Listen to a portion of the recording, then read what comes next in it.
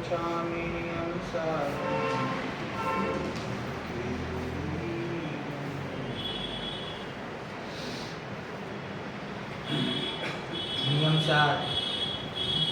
ग्रंथाधिराज ઉપર આપણો સ્વાધ્યાય પ્રારંભ થયો છે.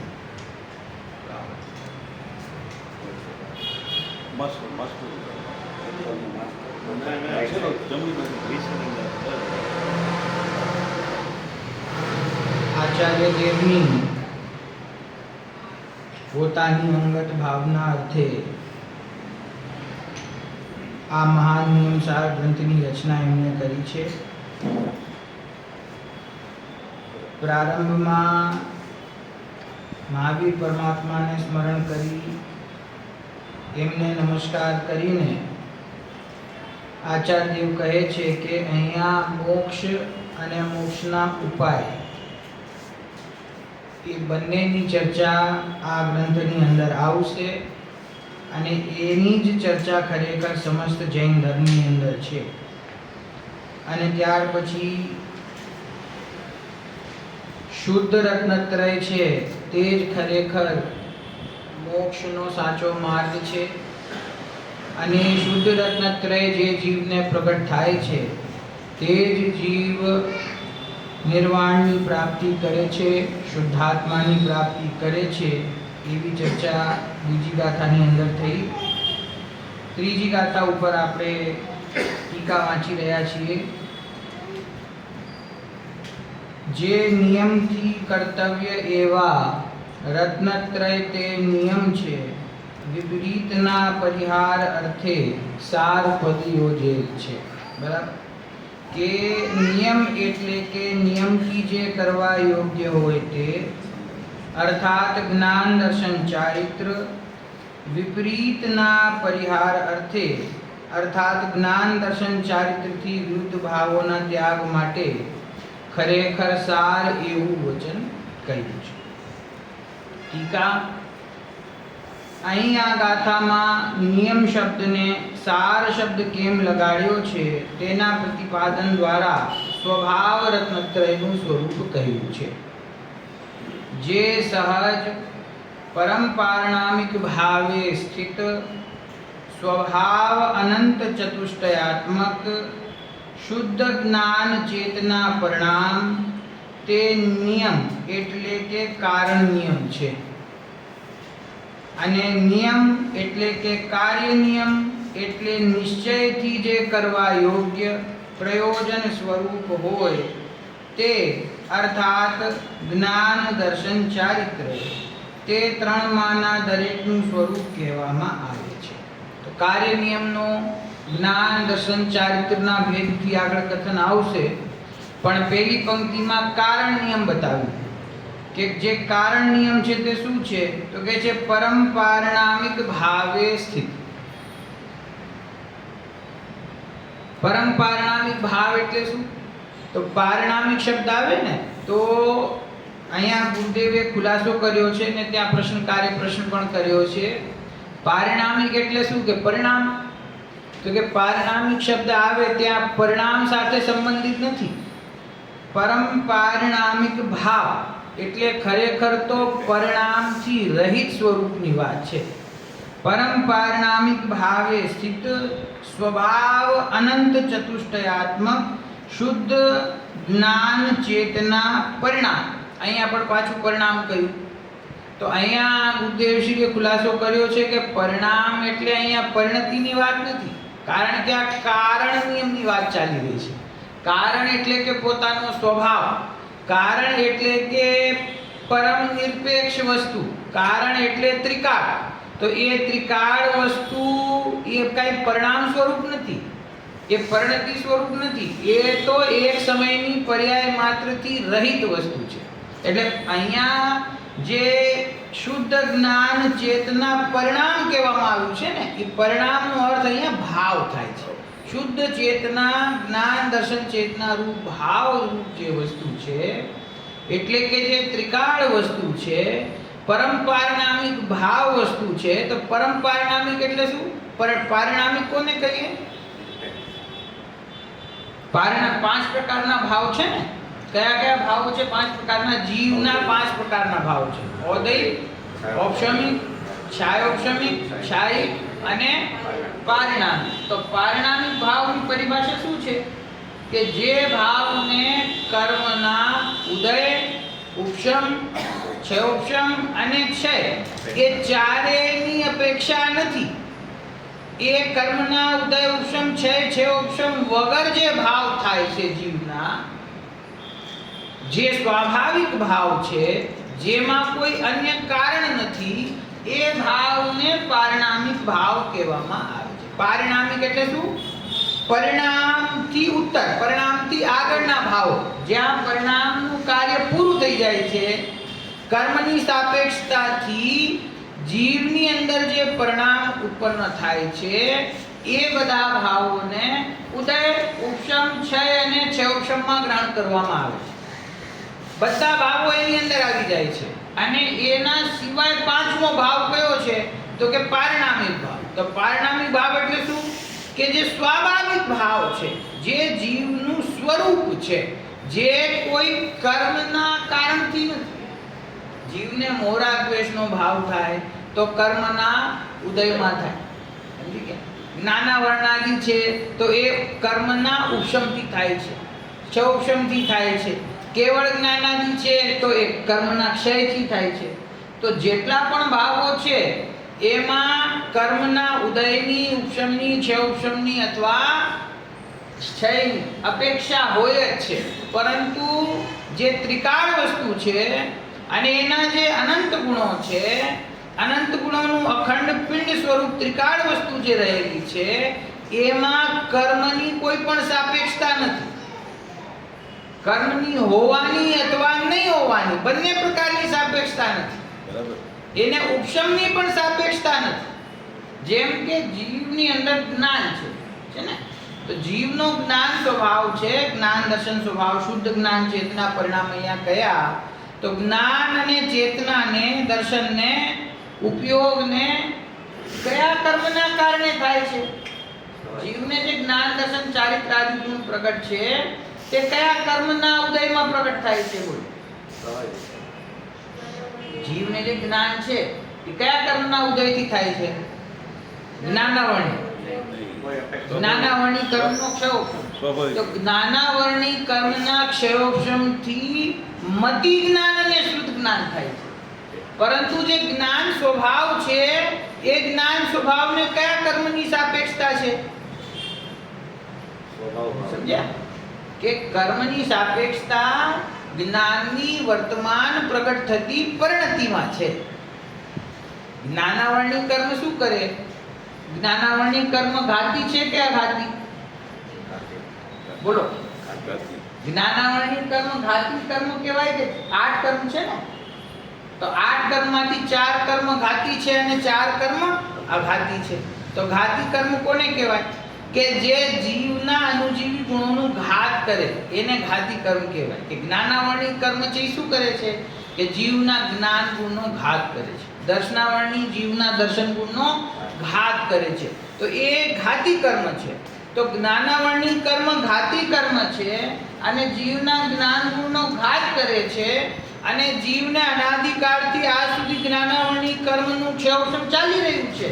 તો અત્યાર સુધીમાં તો આપણું જ્ઞાન ગુણ ખત્મ થઈ જાય. અનાદિકાળથી ઘાત કરે છે ને, તો હજી પણ મારું જ્ઞાન ગુણ એવું ને એવું વિદ્યમાન છે. તો એનો અર્થ શું? કે ખરેખર જ્ઞાન ગુણનો ઘાત નથી કરતો. જ્ઞાનાવર્ણી કર્મ શું કરે છે? જ્ઞાન સ્વભાવની જે મતિ જ્ઞાન, શુદ્ધ જ્ઞાન આદિ પર્યાયો પ્રગટ થાય છે એ પર્યાયમાં પ્રગટ થતા ક્ષયોપશમનો ઘાત કરે છે. તો જે જ્ઞાનાવર્ણી અને જ્ઞાનાવર્ણી કર્મની જે તાકાત છે એ ક્યાં સુધી છે? કે એ મતિ જ્ઞાન અને શુદ્ધ જ્ઞાનની પરિણતિને ઇફેક્ટ કરી શકે. પણ જે જ્ઞાન સ્વભાવ છે એ જ્ઞાન સ્વભાવમાં અને જ્ઞાનાવર્ણીમાં કોઈ સંબંધ નથી. નામ છે જ્ઞાનાવર્ણી, પણ ખરેખર એ જ્ઞાન સ્વભાવમાં કોઈ ઘાત કરી શકતો નથી. સ્વભાવમાં ઘાત કરે તો અત્યાર સુધી સ્વભાવનો નાશ થઈ ગયો. તો શું કરે છે? કે એ જ્ઞાનાવરણી કર્મના ક્ષયોક્ષમથી જીવને મતિ જ્ઞાન અને શ્રુત જ્ઞાનની પરાધીન પ્રવૃત્તિ થાય છે. બરાબર? તો જે મતિ જ્ઞાન છે, શુદ્ધ જ્ઞાન છે, એ કયો ભાવ છે? કે એ ક્ષયોક્ષમ ભાવ છે, કર્મનો ક્ષયોક્ષમ ભાવ છે. અને જ્ઞાન સ્વભાવ છે, એ કયો ભાવ છે? કે એ જીવનો પારિણામિક ભાવ છે. ખ્યાલમાં આવે? પારિણામિક ભાવ એટલે શું? જેમાં કર્મના ઉદય ઉપશમ ક્ષય ક્ષયોક્ષમની કોઈ પણ પ્રકારની અપેક્ષા નથી. કર્મના ક્ષયની પણ અપેક્ષા હોય છે કે જે જીવને કેવળ જ્ઞાન પ્રગટ થયું. તો કેવળ જ્ઞાન પ્રગટ ક્યારે થાય? કે જ્યારે ઘાતી કર્મનો અભાવ થયો, સર્વથા ક્ષય થયો ને. તો ઘાતી કર્મના ક્ષયથી જે ભાવ પ્રગટ થયો, કેવળ જ્ઞાન, કેવળ દર્શન, તો એ કેવળ જ્ઞાન છે એ તો જીવનો સ્વભાવ કહેવાય કે ન કહેવાય? તો પૂર્ણ શુદ્ધ દશા છે ને હવે તો એ જીવનો સ્વભાવ છે કે નહીં? બોલો. કેવળ જ્ઞાન છે જીવનો સ્વભાવ છે કે નહીં?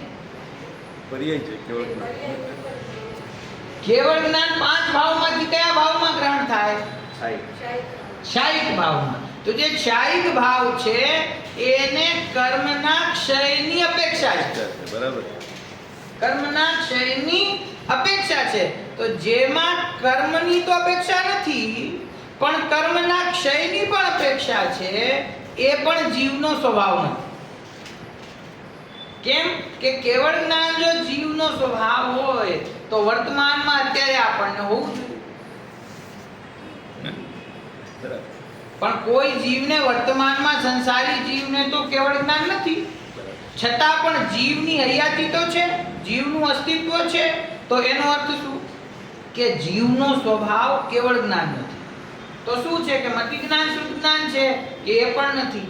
તો કયું જ્ઞાન છે જે જીવનો સ્વભાવ છે?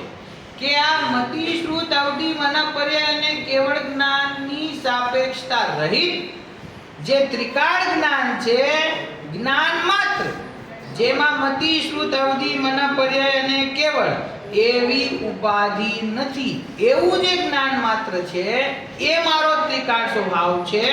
એનું નામ પારિણામિક ભાવ છે. અને એ પારિણામિક ભાવે હું સ્થિત રહેલો છું. નથી હું મતિ જ્ઞાનમાં સ્થિત, નથી હું અવધિ મનપર્ય જ્ઞાનમાં સ્થિત, નથી હું કેવળ જ્ઞાનમાં સ્થિત. કેમ કે અવધિ, મનપર્ય અને કેવળ જ્ઞાન તો હજી પ્રગટ થયા જ નથી. અને જે મતિ શુદ્ધ જ્ઞાન છે એ જ્યારે તમે કેવળ જ્ઞાન પ્રાપ્ત કરશો તો આ મતિ શુદ્ધ જ્ઞાન છૂટી જશે. જે વર્તમાનમાં છે એ ભવિષ્યમાં છૂટી જશે. જે ભવિષ્યમાં પ્રગટ થનારા છે તે વર્તમાનમાં નથી. અને હું તો ભૂતકાળમાં હતો, વર્તમાનમાં છું અને ભવિષ્યમાં રહેનારો છું. હું તો ત્રિકાળ છું. તો મારો પારિણામિક સ્વભાવ કયો? કે આ પાંચે પ્રકારના ભાવ છે એ મારા પારિણામિક ભાવ નથી. હું તો જ્ઞાન સ્વભાવ છું, સામાન્ય જ્ઞાન. સામાન્ય જ્ઞાન, જ્ઞાન સામાન્ય, કે જેની જ્ઞાન સામાન્યની કર્મ સાપેક્ષતાથી આ અનેક પ્રકારની પર્યાયો જગતમાં કહેવાય છે. આ કર્મ સાપેક્ષતાથી આ મતિ, શ્રુત આદિ પર્યાયો પ્રગટ થાય છે. એ જે પર્યાય પ્રગટ થાય છે એ કર્મ સાપેક્ષ છે. જે કર્મ સાપેક્ષ ભાવ છે તે હું નથી. હું કોણ છું? કે હું પરમ પારિણામિક ભાવે સ્થિત છું. પરમ શબ્દ શું કામ લગાડે? કે મારા માટે, સ્વયંનું, મારું. પારિણામિક ભાવ કોનું? પ્રત્યેક જીવનું પોતપોતાનું. અન્ય જીવ છે એનો દ્રવ્ય મારા સમ્યક દર્શનનું કારણ ન બની શકે. મારા સમ્યક દર્શનનું કારણ કોણ છે? કે મારું દ્રવ્ય, મારો પારિણામિક ભાવ. તો પરમ પારિણામિક જગતમાં જેટલા જીવ છે ને, જેટલા દ્રવ્યો છે, ખરેખર તો બધા દ્રવ્યો પારિણામિક ભાવે રહેલા છે. અને બધા જીવ દ્રવ્ય છે એ પણ પારિણામિક છે. તો કયા જીવ દ્રવ્યનો આશ્રય લેવો? ભગવાનનો આત્મા પણ પારિણામિક ભાવ સ્વરૂપે રહેલો છે. તો ભગવાનની શરણમાં જઈએ, કોની શરણમાં જઈએ? તો કે ના, પરમ પારિણામિક ભાવ. પારિણામિક નહીં પણ પરમ પારિણામિક. તો પરમ પારિણામિક એટલે શું? કે હું સ્વયં, મારા સુખનું કારણ હું સ્વયં છું. જગતમાં અન્ય કોઈ પદાર્થ તો નથી અને અન્ય કોઈ જીવ પણ નથી. ભલે બધા જીવો જગતના પારનામિક ભાવે રહેલા છે, પણ હું પરમ પારનામિક ભાવે રહેલો છું. હું પારનામિક ભાવે નથી, હું પરમ પારનામિક ભાવે છું. પરમ પારનામિક એટલે કે હું મારા દ્રવ્ય ક્ષેત્ર કાળ ભાવની સીમાની અંદર મારા અનંત જ્ઞાનાદિ ગુણો સહિત હું વિદ્યમાન છું, વિરાજમાન છું, અનાદિ અનંત છું અને પરદ્રવ્યથી અત્યંત અપ્રભાવિત છું. પોતાનું મહાત્મય આવું જોઈએ. પોતાનું મહત્વ આવું. વાહ, વાહ. અહીંયા અન્ય દ્રવ્યનું તો કોઈ દ્રષ્ટિના વિષય અન્ય દ્રવ્ય તો છે જ નહીં, પણ જે દેવશાસ્ત્ર ગુરુ છે એ પણ દ્રષ્ટિના વિષય નથી. જ્યારે પરદ્રવ્યથી જીવ છૂટે છે અને દેવશાસ્ત્ર ગુરુના શરણમાં આવે તો ત્યાંથી તેને પોતાના સ્વરૂપનો માર્ગ બતાવવામાં આવે છે. અને પંચ પરમેષ્ઠીની વાત સાંભળીને સમજીને એનું અનુસરણ કરીને એમના દ્વારા બતાવેલા માર્ગ પર ચાલીને પોતાના આત્મા સુધી પહોંચે તો એ પણ પંચ પરમેષ્ઠી બની શકે છે. અને જો એમની ભક્તિ પૂજામાં લીન થઈ જાય તો ભગવાન દાસ બનશે. શું છે? ભગવાન બનવું છે કે ભગવાન દાસ બનવું છે? નામ જ માણસોનું ભગવાન દાસ. અહીંયા ભગવાન દાસનો માર્ગ નથી, અહીંયા ભગવાન બનવાનો માર્ગ છે. શુભ ભાવમાં રોકાઈ જાય તો શું થાય? શુભ ભાવમાં રોકાઈ જાય તો ભગવાન દાસ બને, અને શુદ્ધ ભાવ સુધી પહોંચી જાય તો ભગવાન બને. તો અહીંયા ભગવાન બનવાનો માર્ગ છે.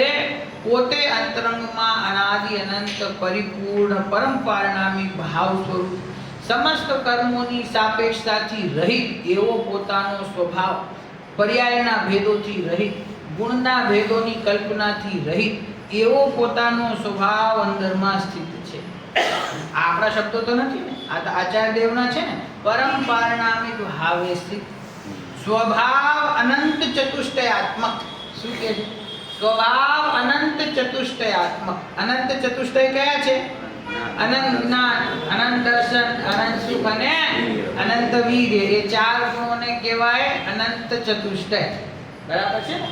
આ જો ભગવાન બેઠા હોય ને, ભગવાનના હૃદયના સ્થાનમાં એક તમે જોયું છે ફ્લાવર બનાવેલું હોય, હે એ ધ્યાનથી જોયું છે? એમાં કઈ બહુ કારીગરી ન કરાય, એમાં ચાર જ ઓલી હોય પાંખડી. એ ચાર પાંખડી અનંત જ્ઞાન, અનંત દર્શન, અનંત સુખ અને અનંત વીર્યની પ્રતીક છે. કે આ જિનેન્દ્ર પરમાત્માને, વિતરાગ સર્વજ્ઞ પરમાત્માને અનંત જ્ઞાન, દર્શન, સુખ અને વીર્ય પ્રગટ થયા છે એનું પ્રતીક છે. પછી એમાં વળી કોઈ કારીગર પોતાની બુદ્ધિથી 8 કમળ બનાવી નાખે ને કંઈક કરી નાખે ને એવું નથી. આ પ્રતીક છે ખાલી. બરાબર? તો એ અનંત જ્ઞાન, દર્શન, સુખ અને વીર્ય એ જિનેન્દ્ર પરમાત્મા, અરિહંત પરમાત્માને પ્રગટ થાય છે. અહીંયા કહે છે કે હું એવા સ્વભાવ અનંત ચતુષ્ટયાત્મક રૂપ રહેલો. કોની વાત ચાલી રહી છે? કારણ નિયમની. કે હું કેવો છું? કે હું અનંત ચતુષ્ટય રૂપ રહેલો છું. તો અનંત ચતુષ્ટય અહીંયા શું કામ કહ્યા? આ પ્રગટતાની અપેક્ષાએ નથી, શક્તિની અપેક્ષાએ, સ્વભાવની અપેક્ષાએ છે. સ્વભાવમાં એના અનંત જ્ઞાન, દર્શન, સુખ અને વીર્ય પડેલું છે. એ સ્વભાવની દ્રષ્ટિ કરતા એ ગુણો પરિણતિમાં પ્રગટ થાય છે તો જીવને અનંત દશા પ્રગટ થાય છે. વળી પાછો આમાંથી કોઈ એવો અર્થ કાઢે કે અમને તો વર્તમાનમાં જ અમને કેવળ જ્ઞાન છે અને વર્તમાનમાં જ કેવળ દર્શન છે, વર્તમાનમાં જ અનંત સુખ છે, તો એવો ખોટો અર્થ ન કાઢો. કેવળ જ્ઞાન રૂપ, સર્વજ્ઞત્વ રૂપ શક્તિ પડેલી છે, શક્તિ રહેલી છે, એની પ્રગટતા નથી.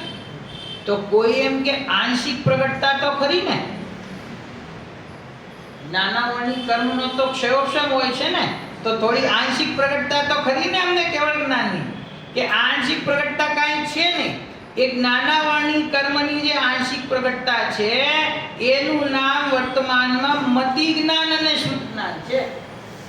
એના સિવાય અવધિ જ્ઞાન, મનોપર્ય જ્ઞાન અને કેવળ જ્ઞાન એ ત્રણેયની અત્યારે કોઈ પ્રગટતા છે નહીં, અંશ માત્ર પણ પ્રગટતા છે. પછી કોઈ જીવને કોઈક સમયે અવધિ જ્ઞાન આદિ થઈ શકે, જાતિ સ્મરણ આદિ જ્ઞાન થઈ શકે. એ જ્ઞાનની એવી યોગ્યતા પાકે અને જ્ઞાનાવરણ કર્મના જે નિષેકો હોય એનો થોડા સમય માટે અભાવ થાય. અભાવ એટલે કે ઉપશમ થાય અને જ્ઞાનનો ઉઘાડ ખીલે તો એને કદાચિત જાતિ સ્મરણ જ્ઞાન આદિ થાય. અવધિ જ્ઞાન પણ થાય, મનાપર્યય ના થાય. મનાપર્યય તો સમ્યક દ્રષ્ટિ ભાવલિંગી મુનિરાજને જ, એ પણ કેવા તદ્ભવ મોક્ષગામી, એ જ ભવેથી મોક્ષ જનારા હોય એને જ મતિ જ્ઞાન પ્રગટ થાય. પરંતુ અવધિ જ્ઞાન કોઈને પણ હોઈ શકે છે. સમજી ગયા? જાતિ સ્મરણ જ્ઞાન કોઈને પણ હોઈ શકે છે. આપણી પાસે બેનશ્રીનું ઉદાહરણ છે, શ્રીમદ રાજચંદ્રજીનું કૃપાળુદેવનું ઉદાહરણ છે. એમને જાતિ સ્મરણ જ્ઞાન હતા, બરાબર, પણ એ જાતિ સ્મરણ જ્ઞાન, આ વિષય આવ્યો છે એટલે 1 સેકન્ડમાં કહી દઉં છું કે જાતિ સ્મરણ જ્ઞાન અથવા અવધિ જ્ઞાન એમાં સમ્યક દર્શન હોવું એ કોઈ અનિવાર્ય શરત નથી. શું કહ્યું? સમ્યક દ્રષ્ટિને જ અવધિ જ્ઞાન થાય અથવા જાતિ સ્મરણ જ્ઞાન થાય એવું કોઈ જરૂરી નથી.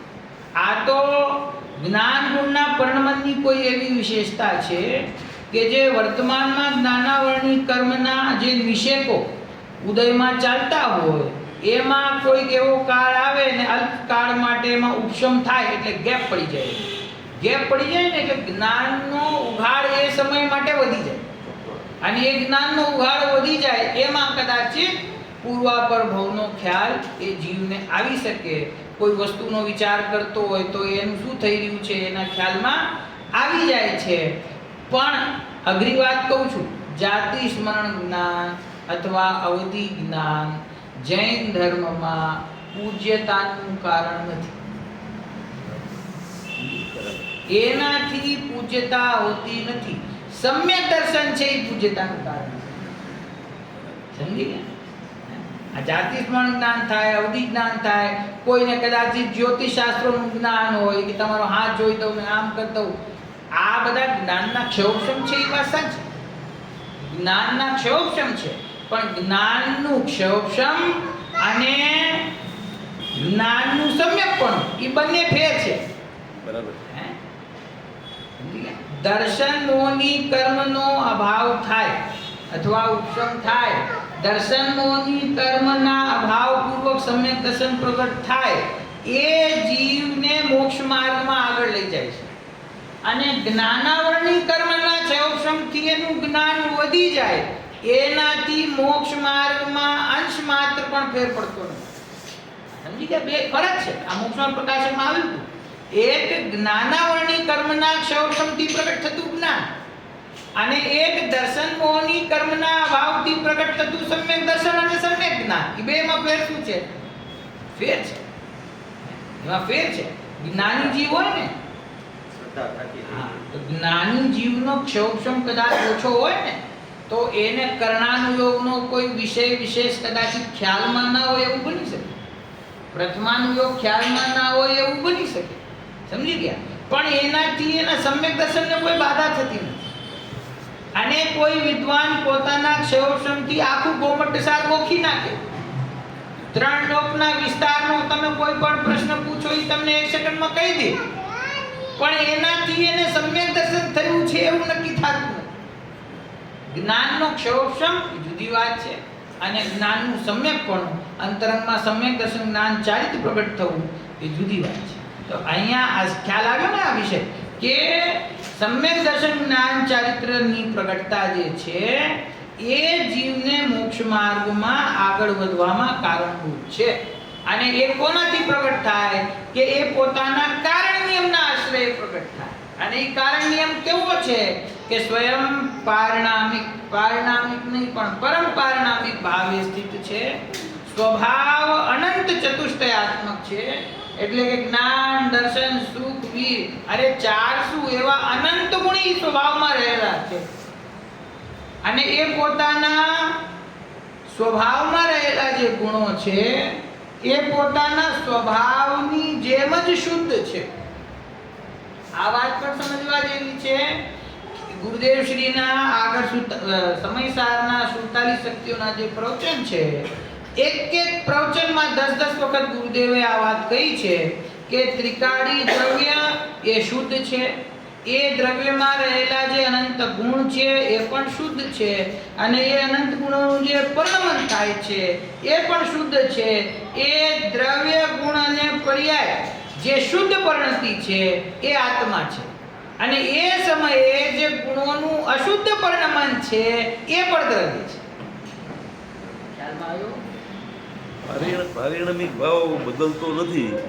જીવના સ્વાભાવિક પરિણામ કીધા હા, તો જીવની પર્યાય તો બદલતી છે, આ પદ્ધતિ છે તો ને. પછી ભાવ બદલવો જોઈએ ને જીવની સાથે હોવા છતાં. પર્યાય ને પારિણામિક ક્યાં કે છે?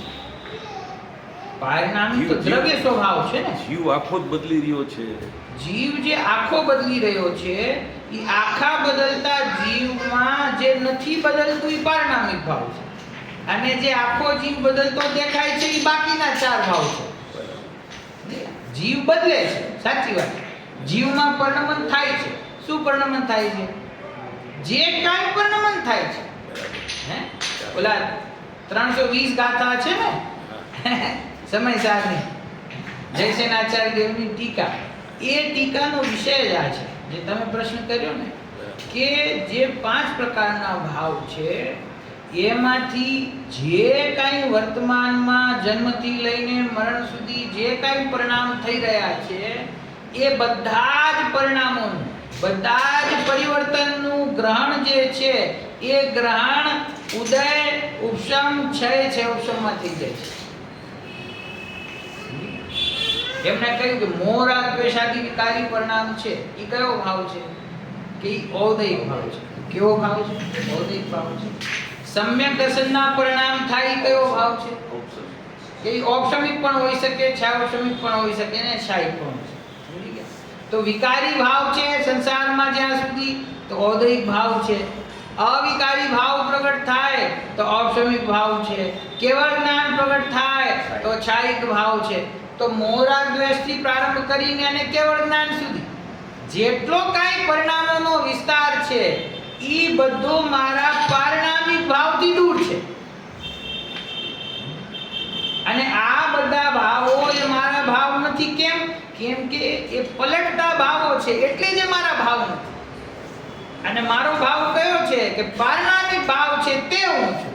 કે પારિણામિક ભાવ હું શું કામ છું? કારણ કે એ ક્યારેય પલટતો નથી, ક્યારે બદલતું. પારિણામિક ભાવ એટલે કે પોતાનો ત્રિકાળ સ્વભાવ. કોઈ પણ ભાવ બદલાય ક્યારે? કે એ ભાવના ઉત્પન્ન થવામાં જ્યારે કર્મની સાપેક્ષતા રહેલી હોય તો કર્મનો ઉદય જેમ ફરે એમ એ પરિણામો પણ એના નિમિત્તે ફરે. પણ આ પારિણામિક ભાવ એટલે કે એ મારો ત્રિકાળ સ્વભાવ, એમાં કર્મની કોઈ સાપેક્ષતા છે જ નહીં. તો કર્મનો ઉદય આવે કે ઉપશમ થાય કે છેવશમ થાય કે ક્ષય થાય એની સાથે મારે કોઈ સાપેક્ષતા છે જ નહીં, માટે એ ભાવ બદલતો નથી.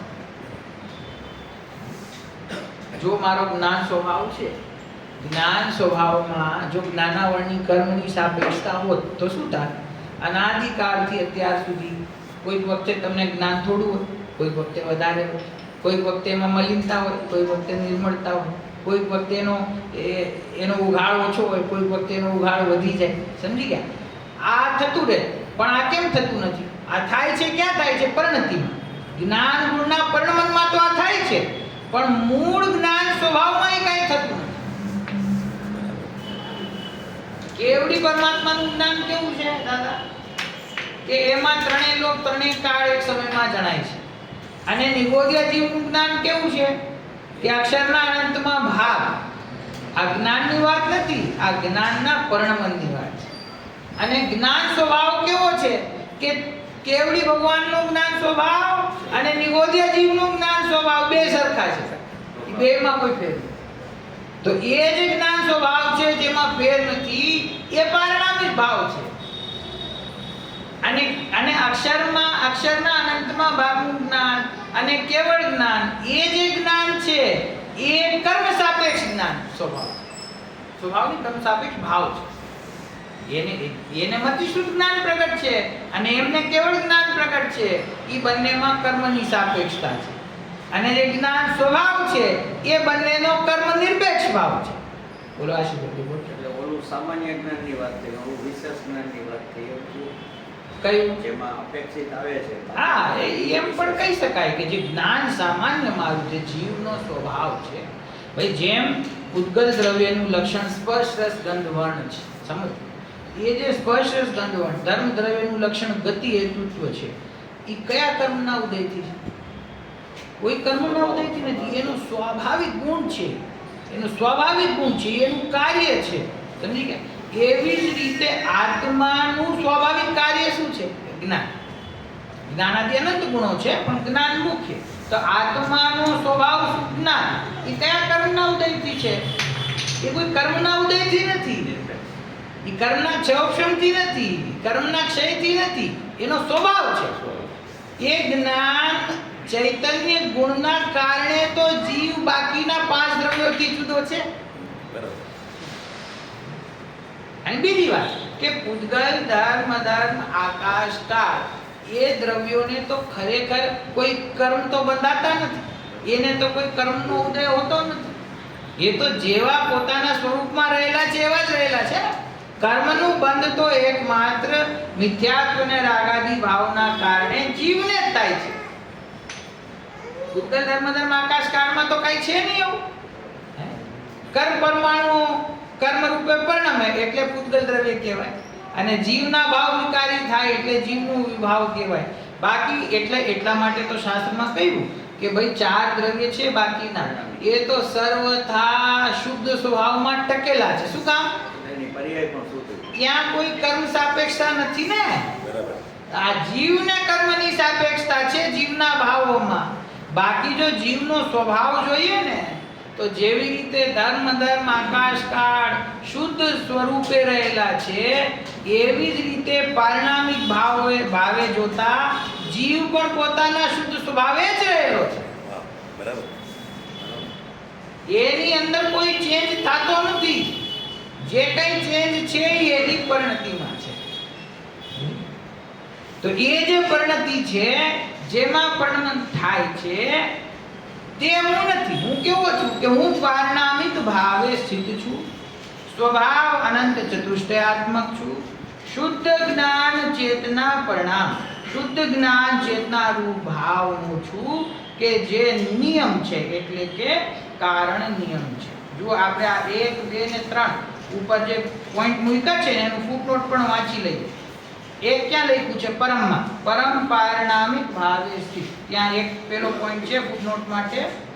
આ પરમ પારિણામિક ભાવમાં પારિણામિક શબ્દ હોવા છતાં તે ઉત્પાદ રૂપ પરિણામને સૂચવવા માટે નથી અને પર્યાયાર્થિક નયનો વિષય નથી. આ પરમ પારિણામિક ભાવ તો ઉત્પાદ વ્યય નિરપેક્ષ એક રૂપ છે અને દ્રવ્યાર્થિક નયનો વિષય છે. પાછો જો રેફરન્સ તો આપ્યો છે.